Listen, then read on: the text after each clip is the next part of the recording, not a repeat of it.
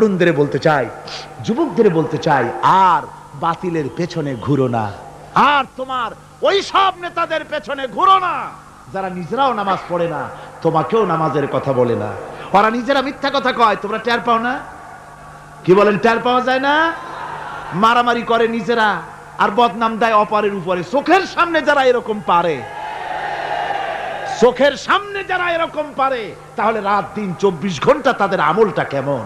এদের পেছনে ঘুরে কোনো লাভ নাই। কোনো লাভ আছে? হ্যাঁ, একটা লাভ আছে।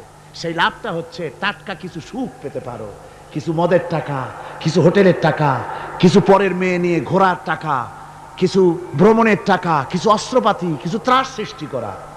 আর ত্রাস সৃষ্টি করবা, কয়টা অস্ত্রের মালিক হইছ? যুবক, তরুণ, বিপদগামী তরুণদের বলবো, সরকার অননুমোদিত অস্ত্র যাদের কাছে আছে, শুনে রাখো, এই অস্ত্র কাউকে ক্ষমা করে না। এই অস্ত্র কাউকে ক্ষমা করে না। সাপ পোষার মতো, যে সাপ তুমি দুধ কলা দিয়ে পোষো, ওই সাপ তোমাকে আবার দংশন করবে।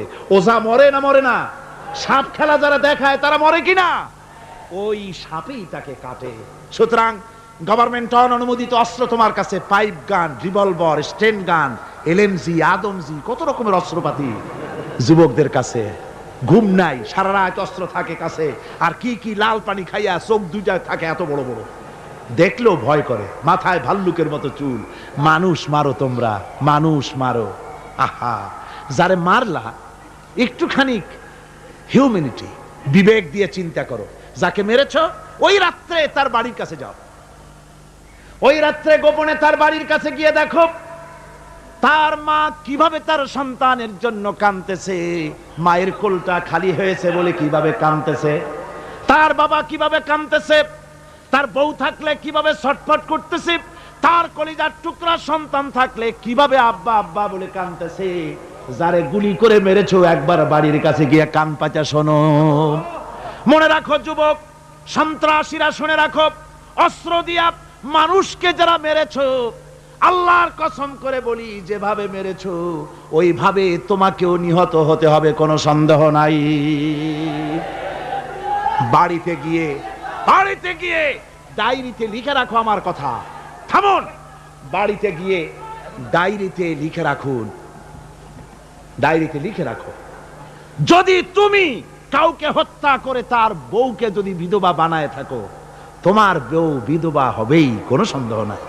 তুমি যদি কারো ছেলেকে এতিম বানায় থাকো, তোমার ছেলেকে আল্লাহ এতিম বানায় রাস্তায় ভিক্ষা করায় ছাড়বেন। তুমি যদি কারো বাপকে মাকে কাঁদায় থাকো, আল্লাহ রাব্বুল আলামিন তোমার মা বাপকে কাঁদাবেন। তুমি যদি বেয়নটের খোঁচা দিয়া, ড্যাগারের খোঁচা দিয়া একটা মানুষকে যদি বুক ফেড়ে থাকো, তোমার বুকটা ঝাঁঝরা করে দেওয়ার মতো অস্ত্র আল্লাহ তৈরি করে রেখেছে। বিশ্বাস করো, বিশ্বাস করো। অননুমোদিত অস্ত্র থানায় জমা দিয়ে দাও, মসজিদে ঢোকো, নামাজ পড়ো, চরিত্রবান হয়ে যাও। তোমাদের প্রতি আমার উদাত্ত দাওয়াত, আমার বুক ভরা দরদ। তোমাদের বিরুদ্ধে আমাদের কোনো বিদ্বেষ নাই, হিংসা নাই, আছে কলিজা বড় দরদ। দেখতে পাচ্ছি জাহান্নামের দিকে যাচ্ছ। এ পথটা কোন দিকের পথ? জোরে বলেন, কোথার পথ? ওই নেতাদের পিছনে আর চলো না, তওবা করো। ওই নেতাদের পিছনে আর যাবে না যারা তোমাদেরকে টাকা দেয় আর অস্ত্র দেয়, যারা তোমাদেরকে মদ দেয় আর নারী দেয়, ওদের পেছনে আর চলবে না। ওয়াদা করো। যুবকরা কি পারবে ওয়াদা করতে?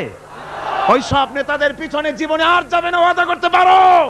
হাত উঁচু করে দেখাও যুবকেরা।